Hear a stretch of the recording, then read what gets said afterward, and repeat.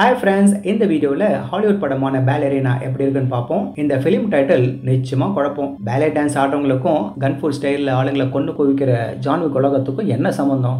ஏன்னா இதோட origin story John Wick chapter 3க்கும் ஜான்விக் சாப்டர் 4க்கும் நடுவில் வருது. சரி, பேலே டான்ஸ் எப்படி சேருது? அதுக்கு இதோட கதையை முதல்ல தெரிஞ்சுப்போம். ஒரு மர்மமான கல்ட்டை வழி நடத்துகிற சான்சலர் ஆளுங்க தன் அப்பாவை படுகொலை பண்ணுறத சின்ன வயசு பொண்ணு ஈவா மேக்ரோ பார்க்குறா. அதனால போலீஸ் ஸ்டேஷனில் சோகத்தோடு இருக்கிறவளை பணத்துக்காக கொலை பண்றவனுங்க எல்லாம் சேஃபா தங்குற கான்டினென்டல் ஹோட்டல் மேனேஜர் வின்ஸ்டன் அவளை தன் கஸ்டடியில் அழைச்சிட்டு வராரு. அடுத்து அவளை ரஸ்கோ ரோமான்னு ஒரு பேலே ஸ்கூல்ல நடத்திட்டு வர டைரக்டரோட கவனிப்புல விடுறாரு. அங்க கன்னை சுட்டதுலயும் ஹேண்ட் டு ஹேண்ட் காம்பேட்லயும் ட்ரைனிங் எடுத்துக்கிட்டு பேலே டான்ஸையும் கத்துக்கிறா. இந்த சான்சலர் கல்ட்டும் ரஸ்கோ ரோமாவும் ஒருத்தர் எப்பவும் அடிச்சுக்க கூடாதுன்ற ஒப்பந்தத்துல இருக்காங்க. ஈவுக்கு ட்ரைனிங் முடிஞ்சு ஒருத்தனை கொல்ல அனுப்பும் போது அவன் கையில இருந்த கிராஸ் மார்க்கை பார்த்த உடனே இவங்க ஒப்பந்தத்தை எல்லாம் காத்துல பறக்க விடுறா. ஏன்னா அந்த கிராஸ் மார்க்கை தன் அப்பாவை மர்டர் பண்ணவன் கையில பார்த்திருக்கா. அது சான்சலர் கல்ட் ஆளுங்களோட சிம்பிள்.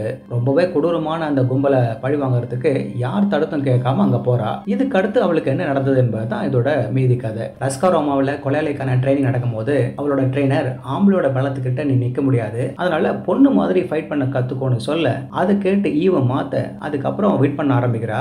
ஆக்சுவலா ஈவ் கேர்ள் மாதிரி எல்லாம் ஃபைட் பண்ணல. கையில எதெல்லாம் கிடைக்குதோ அதெல்லாம் வச்சு கொடூரமா சண்டை போடுறவ.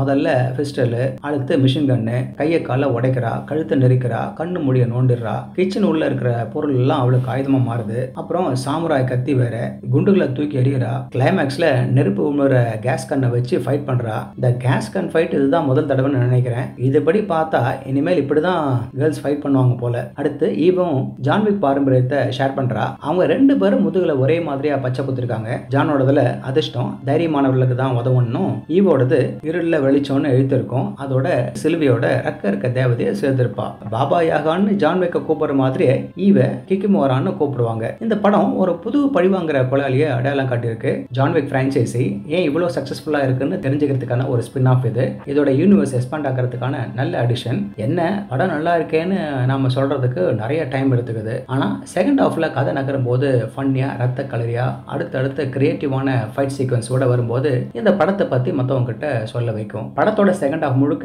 சான்சலர் கல்ட் இருக்கிற ஒரு சீக்கிரட்டான மலை கிராமத்தை நடக்குது. அங்க ஈவுக்கு எதிரா அந்த கிராமமே துப்பாக்கி கைமா நிக்குது.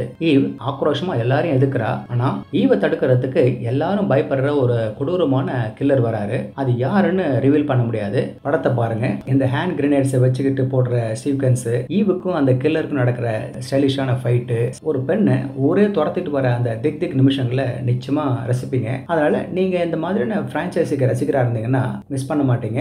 இந்த படத்தை நம்ம ஊர் தியேட்டர்ல ஜூன் மாசம் ரிலீஸ் ஆகும்போது பார்க்க முடியாதுங்க. இப்போ அமேசான் பிரைம்ல 2 ஆப்ஷன்ல பார்க்கலாம் தமிழ்லயே. ஓகே ஃப்ரெண்ட்ஸ், இதே போல இன்னொரு சுவாரஸ்யமான பட விமர்சனத்தோட சந்திக்கிறேன். இந்த விமர்சனம் உங்களுக்கு பிடிச்சிருந்துச்சுன்னா உடனடியாக லைக் பண்ணுங்க, ஷேர் பண்ணுங்க. நன்றி.